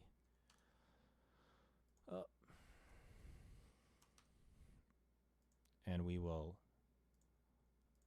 put all these background vocals to this one track. I'll add the delays and the reverbs to them for now. That's what I'm doing here. These are all the buses that are going to those pink tracks where my delay and reverb are, the ones right here. And then I will add some EQ. Usually I'm going to take off some of the low end, bump the high end a bit. And I like to put this same thing I put on the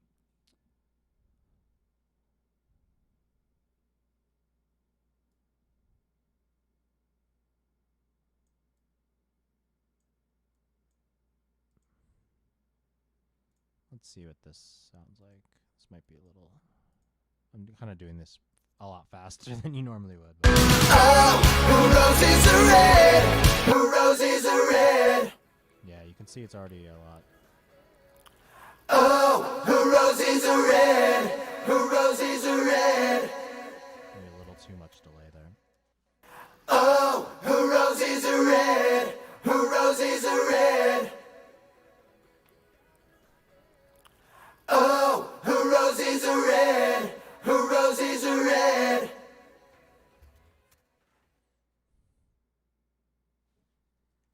Where's my oh-ohs? Oh, I wasn't playing the right chorus.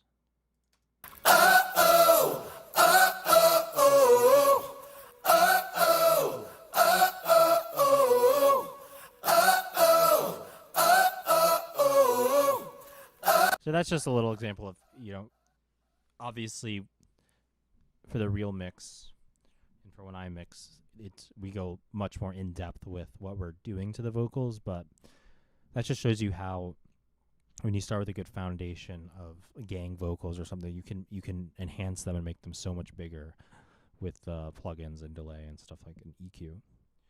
Danalene says, was the gang OO part added or enhanced? I didn't hear it as much in the original release. Maybe I need to hear it again, but it stuck out with headphones. Are you talking about like the old release? Where we put it on YouTube? Yeah, I mean, that was a few years ago, and that was my mix, and since then I've gotten a lot better at producing and mixing, so I think it might have just been hidden a little more. I'm not sure. I don't believe it was added though. I think it was, we re-sang all the vocals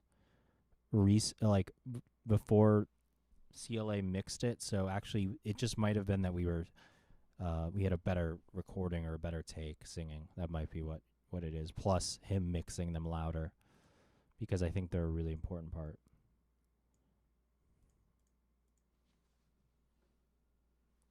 Okay, so those are really the main vocal bits. Of course, those happen in the beginning as well, but there's a few other cool things. We have the vocals that I played a bit already that are in the bridge part. I'll just play those one more time.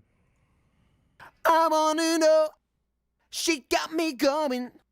I need to know how she can make me change. I'm not sure actually. I think they were always there, but I think we did re-sing a lot of the vocals. So it might have been a combination of us re-singing them, maybe even doing a few more tracks to get them bigger sounding, and then as well as the mix itself.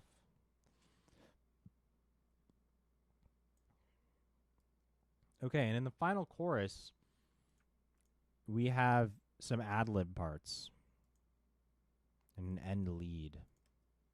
Oh, her roses are red. Her roses are red. Her roses are red.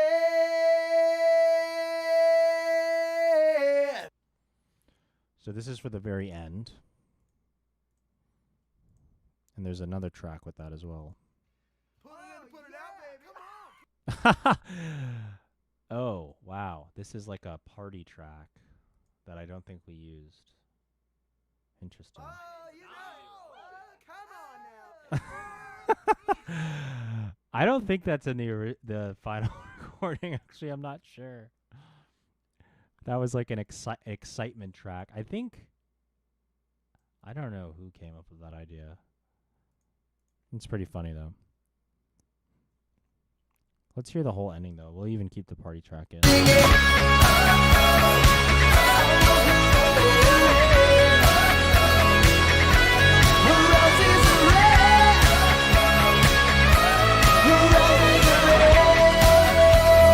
One more time.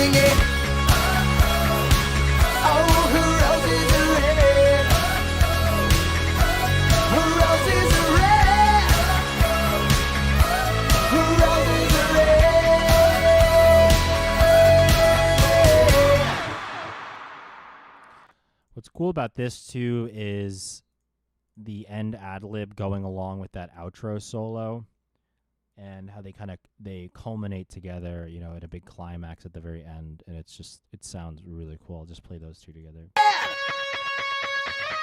Roses are red.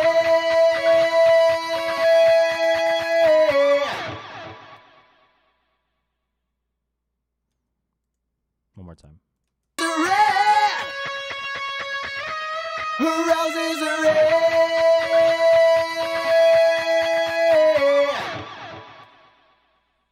both ending on the same note, hitting together.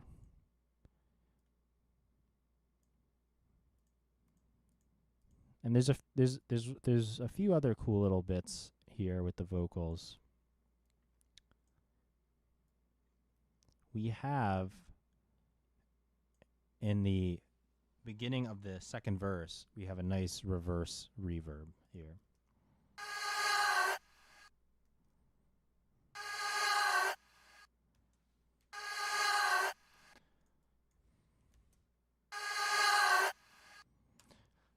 So reverse reverb, a lot of times you might hear with snare drums that sound.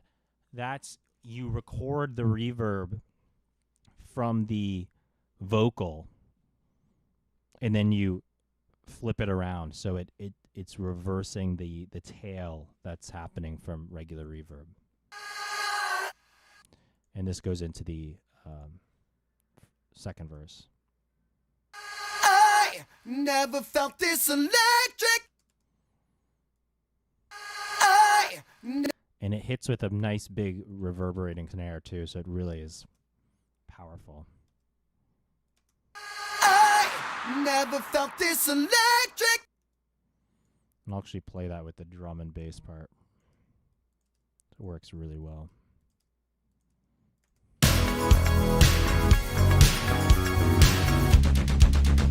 I never felt this electric. Ooh yeah. 'Cause she's showing me something that's escaped me for all of my life.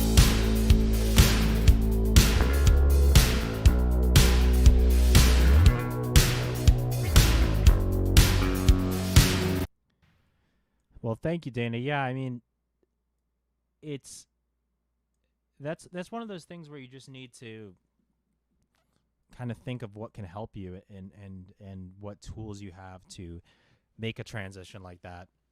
And one of those things is coming out of a big chorus, and then the verse doesn't suck down really, because it's still pretty powerful, but it's much more percussive and tighter. So that's just one of those things that can kind of help transition into it.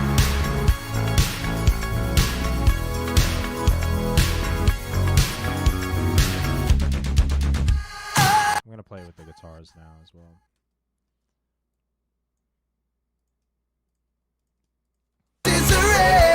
Roses are red. She's on the table getting down with her friends singing. I never felt this electric. Ooh yeah. 'Cause she.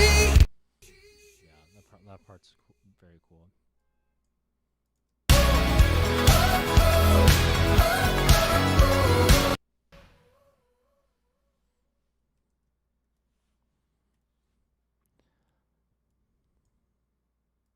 I'm trying to think now if there's anything else I should cover here. We went through most of the track.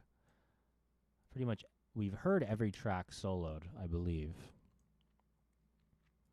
If anyone in chat has any questions or things they want to hear, I'll stick around for a bit and we can take a look if anyone's curious about certain aspects of the song.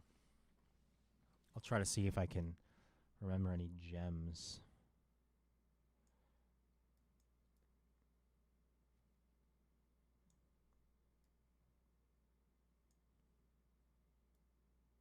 There's a lot in this track.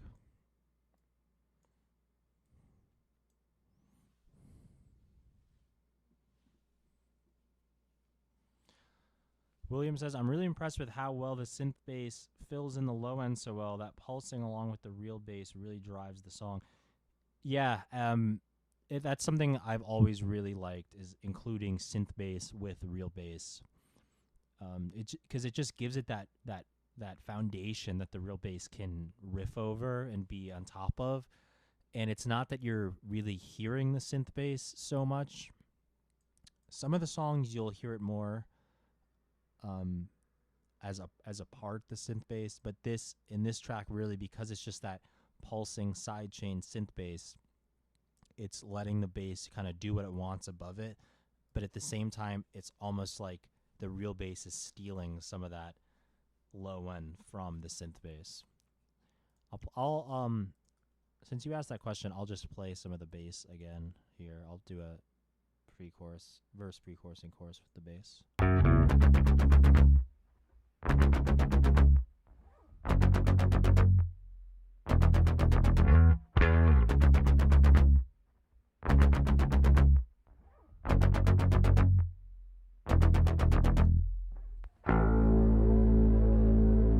Yeah, especially in those verses, it comes out.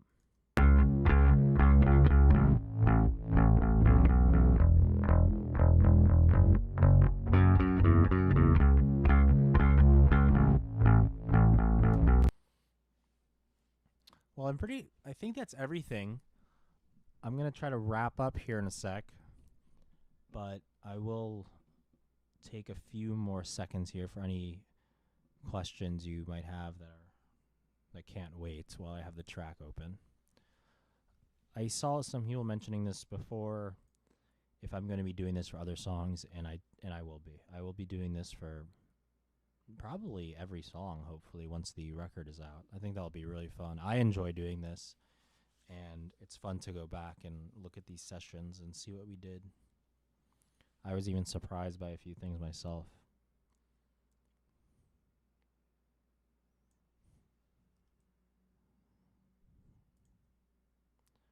And while I wait potentially for any questions from people in the chat, I'll play the final mix one more time before we go off here. So now that we've heard everything, we can hear how it was all put together.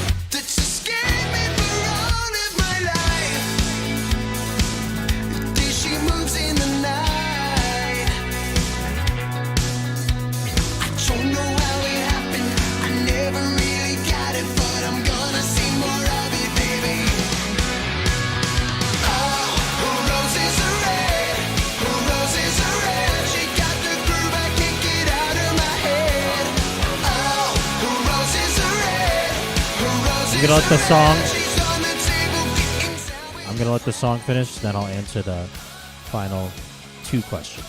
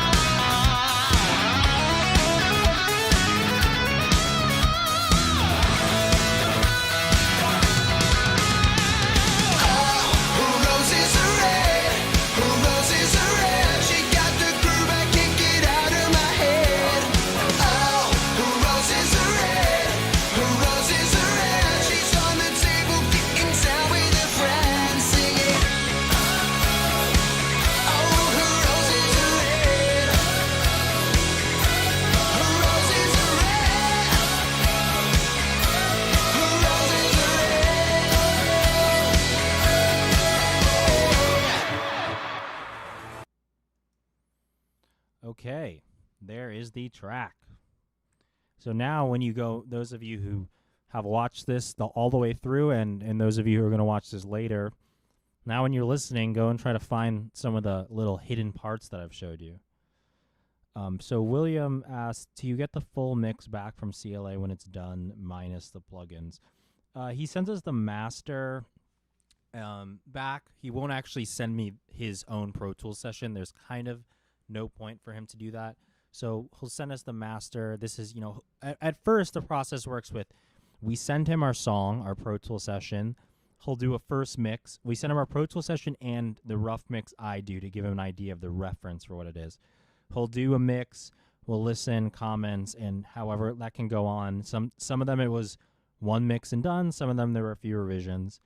Once it's done, he'll send us the master, and then he'll send us stems as well as other kind of mixes like TV mixes or for some of these there were single mixes and stuff like that. But we don't actually get the session back from him because a lot of the stuff he's using is his board and hardware, stuff that's not on the computer and plugins that I might not have. So it's just, there's no real kind of point for him to send his Pro Tools session. And last question, Dana Lane, as you've become more seasoned working with Pro Tools, are there older songs that you would consider re-recording for future records? Yeah, there are some, especially demos, stuff that, and actually we are doing a bit of that now as we're working on a bunch of new music, the music that's going to come out after the record comes out. Where we're getting some ideas and inspiration from some older demos we had that we never really even played live and stuff like that. But at this, the thing is though, is the same time that I'm becoming more seasoned on Pro Tools and the rest of the band is becoming more seasoned with songwriting and playing, we're getting better with songwriting as well. So we're just kind of we keep moving forward. We're looking forward. We want to write new stuff and just keep on improving on everything. So a lot of stuff we might look back on for inspiration, or this was a cool idea, let's try to incorporate that into something better. Okay, so that's going to be it. I'm going to be doing these every Tuesday. They're not always going to be a deep dive on a temp track, probably until the record is out, but I might go in and look at some demos too and stuff that I'm currently working on, which I think will be really fun as well. And I will also be doing some other, fun streams, Flight Simulator again, maybe some Rocket League later this week. I will let everyone know. You can follow the Tempt Instagram. We're going to be posting up there when I'm streaming on the stories. And also make sure you like the YouTube video and subscribe and click the notification bell because I will be scheduling these all like the day or morning before, so you will get notifications and always know when I will be streaming. And thank you everyone for tuning in. This was really fun, and I'm glad I started doing these because I'm really going to enjoy it. So see ya everyone, till next time.